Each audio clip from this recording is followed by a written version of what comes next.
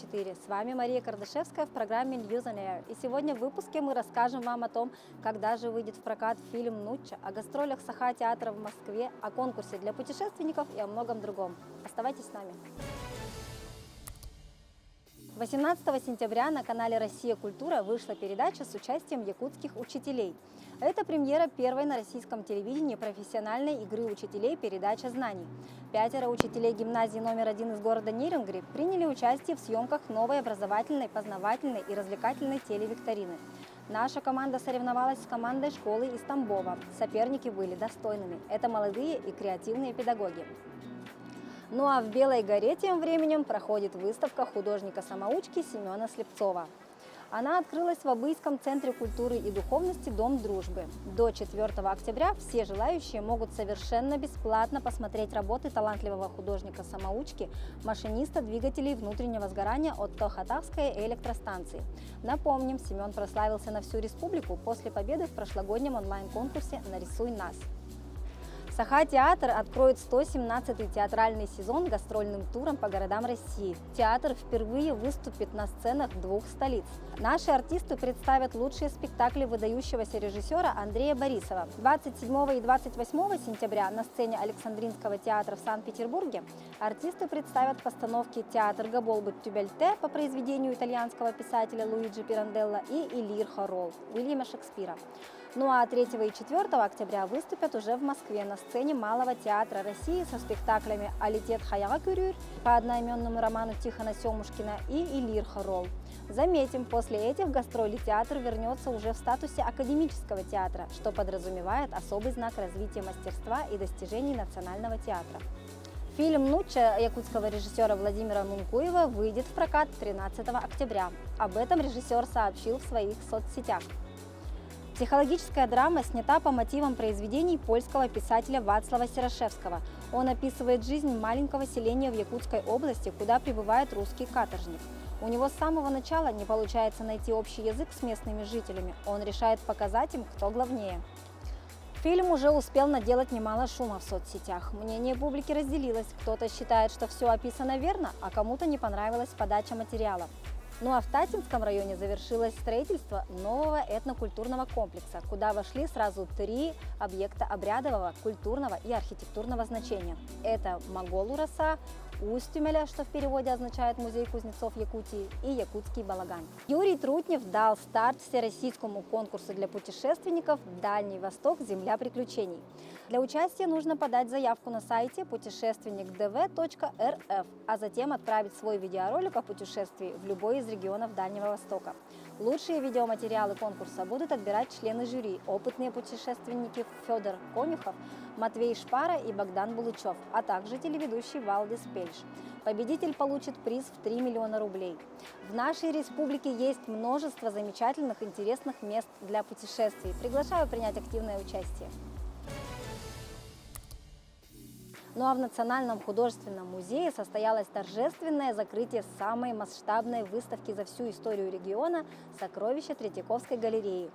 На мероприятии собралась художественная общественность столицы, были подведены итоги работы выставки. Экспозиция открылась 2 июня и по многочисленным просьбам неоднократно продлевалась. За все время ее работы в мир русского искусства окунулись более 15 600 человек.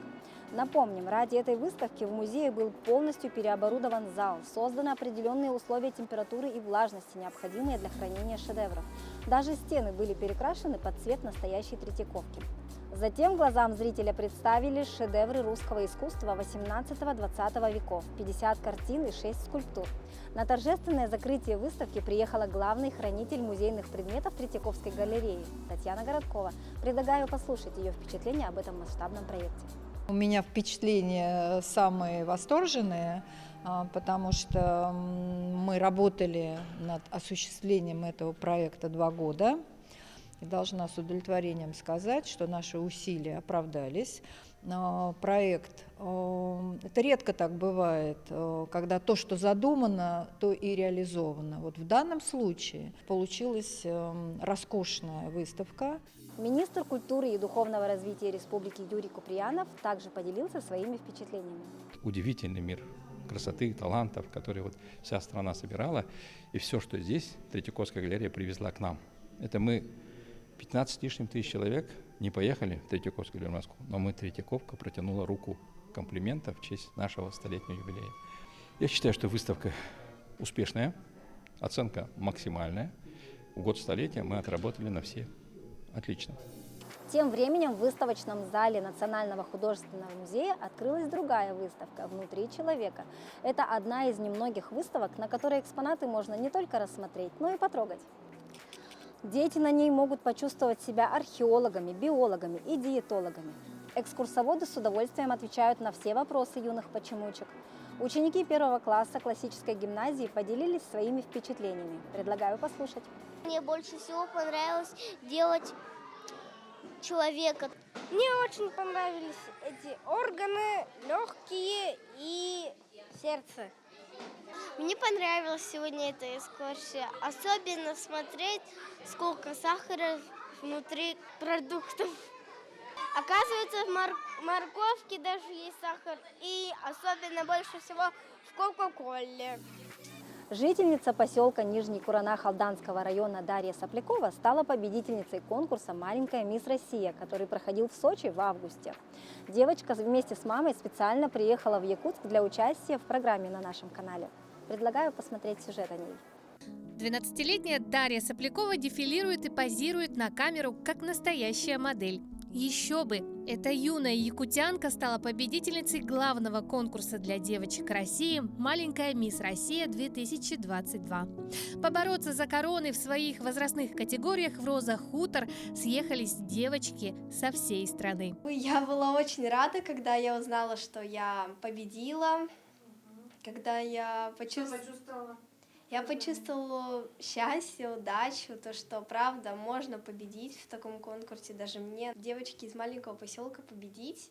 Девочке из поселка Нижний Куранах с такими данными сложно оставаться незамеченной, причем с самых малых лет. Со школьного возраста она отличалась параметрами определенными, да, то есть здесь и рост, да, что есть выше сверстников своих, плюс еще вот такой фигура тонкая, да, узкая кость, такая осанка грациозная, да, и я всегда привожу в пример, что ходим с ней по магазинам, еще буквально маленькая она была, там 5-6 лет, да, и продавцы все, ну вот прям модельная внешность у девочки. Ну и таким вот образом Даша перестала бояться камеры, фотоаппарата. Но засиять на российском небосклоне юной звездочки из далекой Якутии помогли не только внешние данные.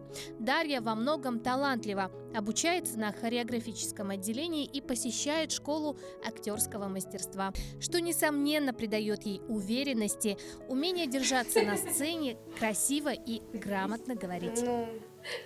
После школы сразу на хореографию, потом актерская, потом английский. Ну и как-то вот так вот получается. Или уже привыкла? Привыкла. Я с первого класса все это начала.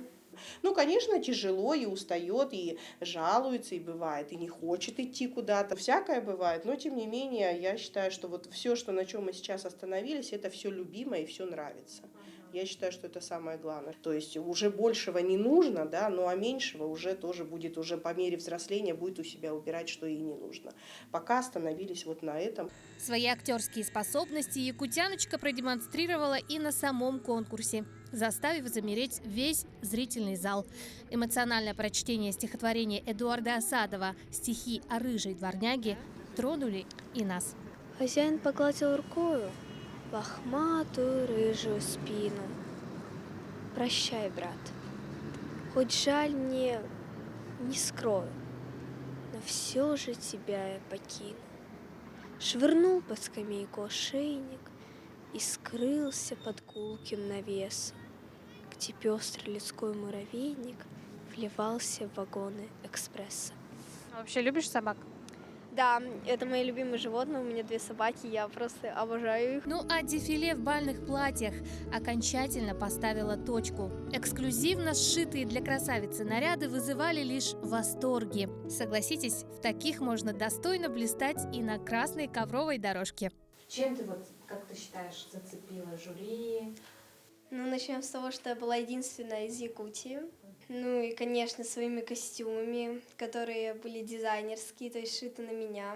Мои учителя мне, конечно, помогали. Весь год мы тренировались, было очень много репетиций. мои родители очень много вложили в меня.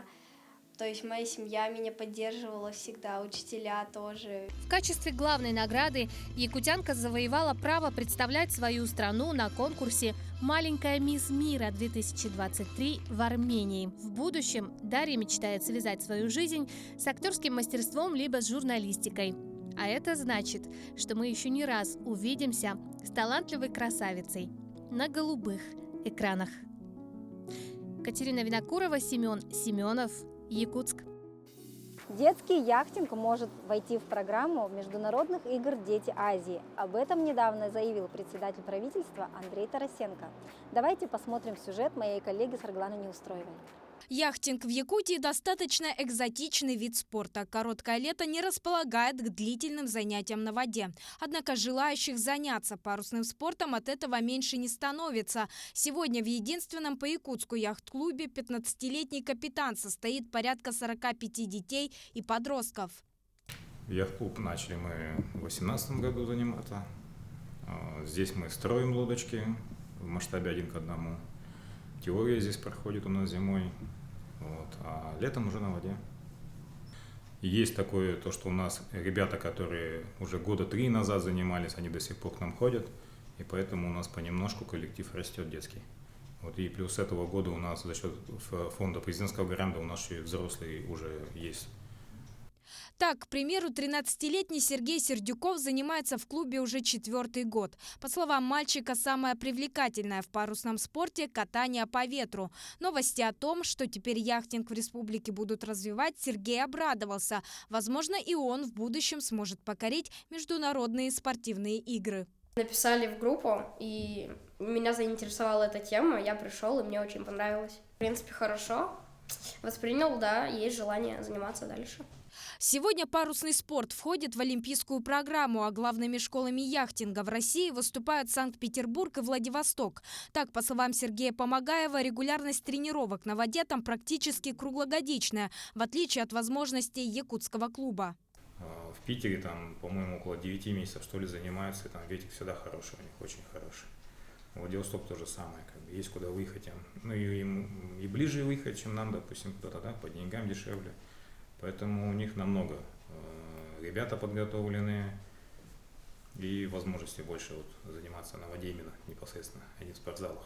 Однако некая база уже имеется, а значит, можно и развить парусный спорт на профессиональном уровне. Вопрос лишь в финансировании. Как отмечает премьер республики Андрей Тарасенко, в перспективе республика сможет привлечь субсидии на закупку необходимого оборудования и мест проведения тренировок и соревнований. А между тем, времени осталось немного. Игры «Дети Азии» пройдут уже в 2024 году. Сарглана Неустроева, Владимир Павлов, Якутск. Ну а на этом у нас пока все. Спасибо, что были с нами. С вами была Мария Кардашевская. До новых встреч.